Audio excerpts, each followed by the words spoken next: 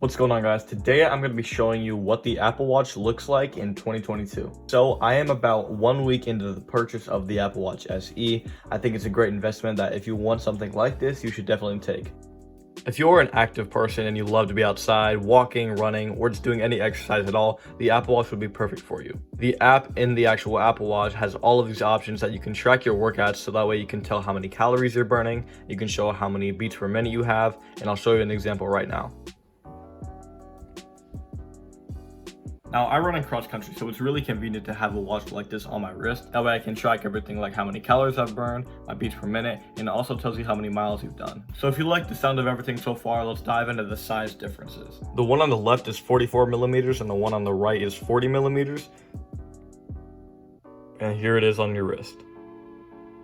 And don't be confused why the buttons are on opposite sides for both watches. That is just because this one is oriented for the right wrist and this one's oriented for the left. Now, I've had my watch for 1 week completely, and I can say it is definitely worth the price. I have the SE 44 millimeters, keep in mind, and I think that was a great purchase. If you're considering getting an Apple Watch but you don't know which one to go for, I do recommend the SE because the Series 3 right now is not getting any future updates, so anything that happens down the line will not be getting passed down to that watch. Series 7 is a little overkill because it has all these integrated heart things like EKG, and if you're not really having heart problems, I don't think it's necessary to buy it. That's why the SE was perfect for me, because I'm an active runner, I do cross-country track, it's really easy to track stuff like that. It's also just good to communicate. I will throw a chart on screen to show you the differences between the SE and the Series 3 watch. Now, getting into the features of the Apple Watch, there's a multitude of apps that you can download, including apps on the App Store. When you purchase a new Apple Watch, pretty much every single app you'll ever need is already pre-installed, unless you want games like Trivia Crack, Pong. One of the most convenient apps on the watch is this fitness app. The ring stands for how really long you've been exercising,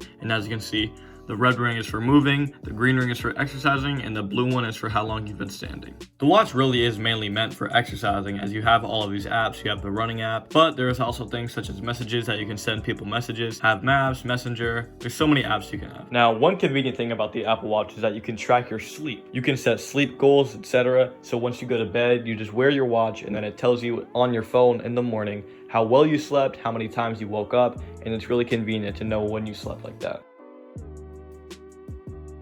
Now, if running was the only option on this watch, I would definitely not buy it because you have all of these other options that I will go into detail real quick. It's nice when you have this on your wrist and you can just pull up the weather really anytime you need. It tells you exact weather like this. Your Photos app to look at your favorite pictures. But yeah, it is really convenient. You can even send emails from here, you can call, but don't put it too close to your mouth because the speaker is right next to it, so it's going to be really loud for the other person. Also, I can tell you that games definitely are an option on this watch, and I will show you right now. As you can see right here, I have Trivia Crack. Oh, it's all of them. Yes, sir. There is also the Pong app. You control it with the dial here, which is pretty hard to do with one hand. But as you can see, we just scored right there.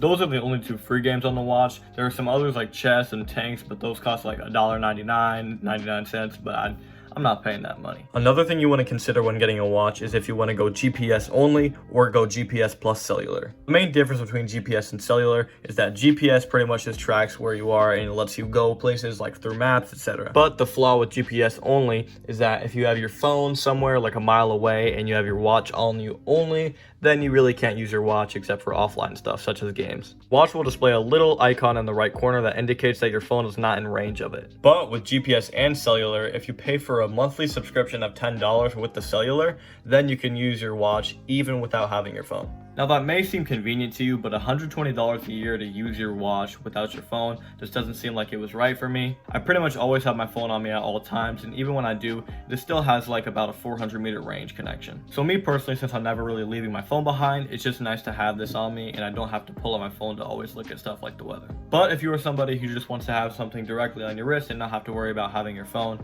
I definitely do recommend going with the cellular. So that is something to definitely consider when you want to get a watch. But just remember, I have only had this thing for a week, so don't take everything I said completely to heart because this is just my honest opinion. But everything I did say, I do truly believe. Definitely check out some other videos. I will link some in the description because I don't want you to go off buying something just because of this one video that I've only had for a week. But I think that about wraps everything up about this Apple Watch SE 44 millimeters. If you have any questions, shoot me a message on Instagram. You can find it located in my YouTube banner, or just drop me a comment down below. I'll respond to every single one. And that should be everything. So I'll catch you guys in the next video. Peace out.